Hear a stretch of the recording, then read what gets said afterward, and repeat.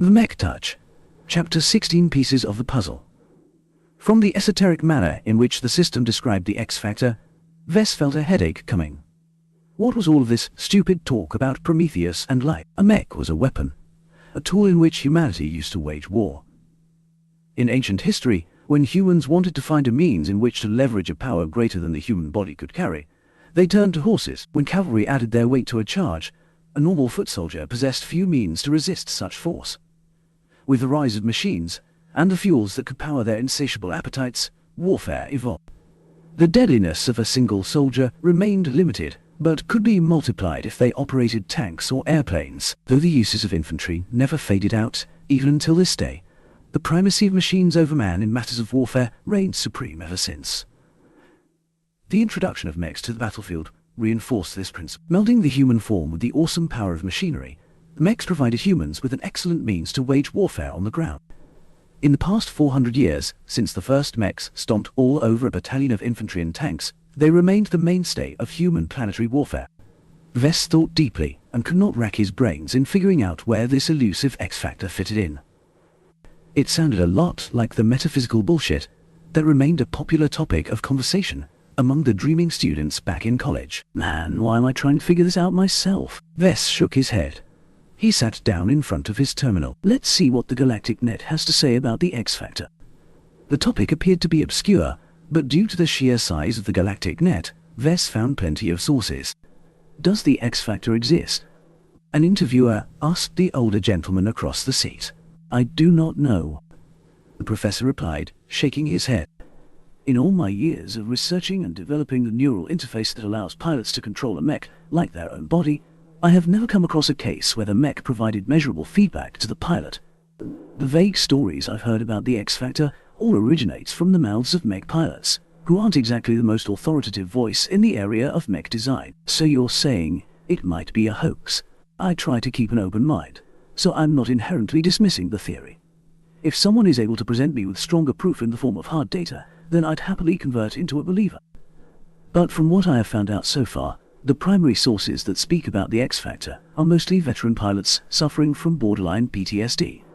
Age, combat stress, and mental injuries all contribute to hallucinations that mislead them to think a mech is doing more than it should. We haven't conducted enough research on the impact of prolonged use of the neural interface to a pilot's psyche. All right, so you remain skeptical. The interviewer nodded. Then, Professor, let's change to a different tack. Do you believe that mechs are alive? The academic let out a contemptuous laugh. Let me ask you a question for once. Do you believe that mechs can think for themselves? At some level they do. All mechs possess computing power. Without processors to regulate a mech's operations, the pilot would be overwhelmed by irrelevant data. They act as the unconscious mind of a human's body.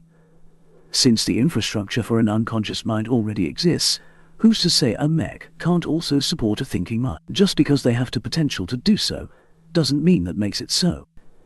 In your eyes, there's a small gap between processing data and independent thought, but in my eyes they are separated by a chasm as wide as the distance between galaxies. We humans have worked on artificial intelligence for thousands of years, but for all our advances, we have merely achieved a facsimile of sentience. Computers still can't independently dream or formulate their own desires without an actual human hand-holding their train of thought, and never mind these complex desires. The most fundamental part of life is to reproduce, and I have never seen a mech become attracted to another. The interviewer laughed modestly. Certainly that's true. However, they don't have to lift a finger to reproduce themselves. Us humans are doing it for them by developing ever newer mechs. Perhaps we might live in a future someday where the number of mechs outnumber the humans piloting them. Are we raising our own doom? What do you think about that scenario? Accumulating war materiel is a natural state of affairs. No matter if you have 1 mech or 30 mechs, the pilot remains firmly in control. All the conspiracy theorists out there who believe that mechs are the remnants of an ancient machine civilization don't know what they are talking about. The first mechs have been developed using gradual advances in technology, all neatly documented and traceable, without any alien influence. The interview went on for a few more minutes along the same vein. Vess had an inkling of what the X-Factor was all about. I suppose most people think just like me, that mechs don't think for themselves. Vess mused as he scratched his head. But can I still say the same, now that I have the system? Vess had gone through a lot since the first time he received the system. He interacted through its menu like it was a software program, but he also talked to it like the system was an individual.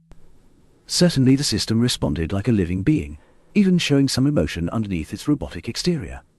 The question was if displaying these emotions merely fell into a programmed response. Was the system programmed to follow instructions all this time? God damn it, this is just like the chicken and egg problem.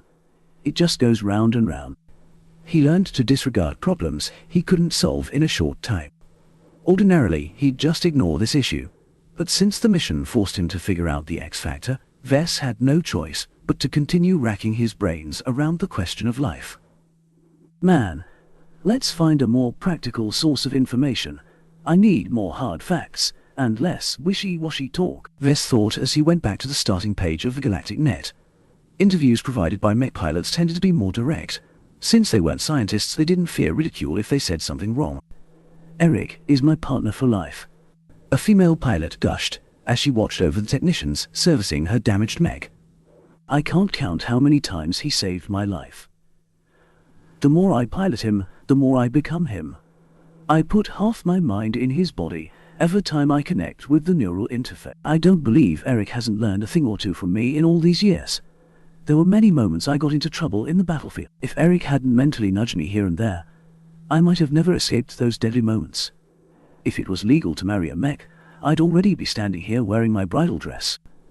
I don't know why I'm still alive. A wounded mech pilot rasped as he beheld the stumps of his arms. I knew I was a goner as soon as three bastards popped out of nowhere. My mate died, his cockpit blown apart before he could dodge.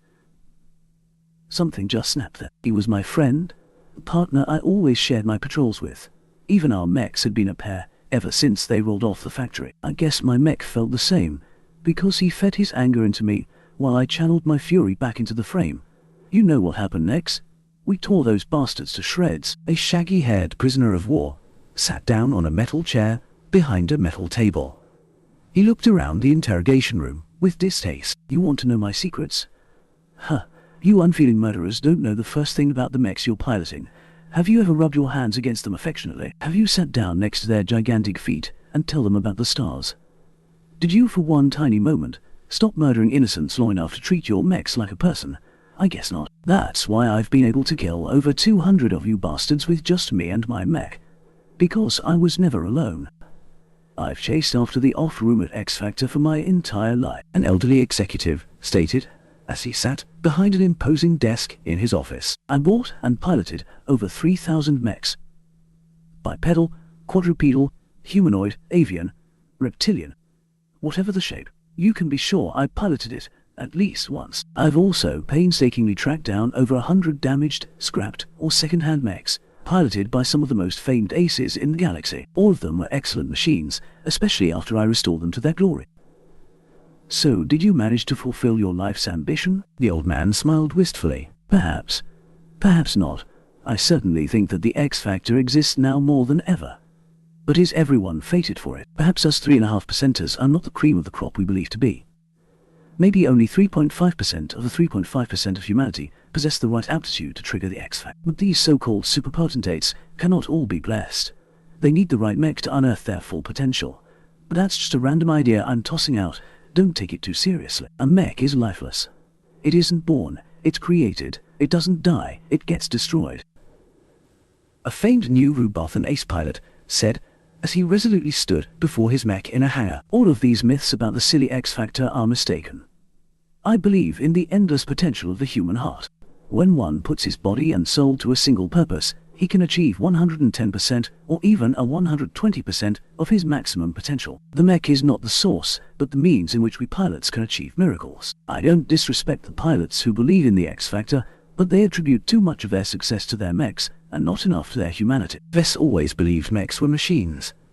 They were born for the purpose to be used, and if they failed to perform up to spec, then they'd be discarded as heartlessly as one would throw away a broken chair. You might feel some affection for sitting on it for years on end, but in the end it was just a piece of furniture. But now he came across plenty of hearsay that suggested that mechs were more than unfeeling tools. They had the capacity to think, to feel emotions, to make decisions on their own, even if only faintly. Was this what the system referred to as the X Factor? Though skeptics provided plenty of viable alternatives, Vez leaned more in favor to the idea that mechs could possess life. Still, his beliefs changed nothing by itself. His mission wasn't to uncover the mystery behind the X-Factor. Instead, he had to design a mech that incorporated the vaguely defined X-Factor. How the hell was he supposed to bring life to a mech? Then he remembered that he might have already touched the threshold. He activated the system and switched to his old designs. He called up the Seraphim's evaluation. Design evaluation. Fantasia 2R Seraphim. Variant name. Fantasia 2R Seraphim. Base model. Fantasia 2R original manufacturer. Kezia armaments. Weight classification. Light. Recommended role. Aerial marksman. Armor. D. Carrying capacity. F. Aesthetics. A. Endurance. D-. Energy efficiency. D-. Flexibility. C+. Firepower. C. Integrity. F+. Mobility. A-. Spotting. B. X factor. F. Deviance. 44%. Performance improvement. 17%. Overall evaluation. The Fantasia 2R Seraphim features a superior aerial performance at a horrible cost. Its performance in close-range combat has been sacrificed for powerful long-range firepower. The mech is able to outperform its opponents as long as it has energy to spare, which isn't much. The Seraphim further shines out due to its attractive appeal. The description commented on the Seraphim's fundamental attributes. Nothing in it hinted at anything metaphysical. Yet, the system still gave him an F in X Factor. Vez almost couldn't believe it. The Seraphim, a kludgy variant of the 400-year-old Fantasia model, carried the potential to ignite a mech pilot's performance beyond its pinnacle. What makes the Seraphim so special? The R2E, Phantasm and Nomad are also based off the Fantasia, but why don't they have a whiff of X-Factor? The puzzled nagged at Vez. He felt as if he had the pieces in front of him, but he just couldn't make it fit. He doubted spending more time in the galactic net would help. A lot of the people who researched it never experienced the X-Factor for themselves. Maybe he should find someone closer. He considered calling Melinda, but he didn't want to distract her from her work. Serving in the Bentime Planetary Guard was a great honor for a pilot as young as her. Vez already crossed the limit when he asked her to pass over information on the Caesar Augustus. I don't need to find a real pilot. Iron Spirit is supposed to simulate reality accurately. Can it also simulate the X-Factor? It was an interesting question that Vez had no way of answering, but he was willing to bet the answer was favorable. He went to his store page and checked his sales log. Only 5 players bought the Seraphim. 4 of those only piloted the mech occasionally, with mixed results. Only 1 player piloted the Seraphim frequently, and with considerable prowess. A bronze leaguer with the nickname the Seventh Snake.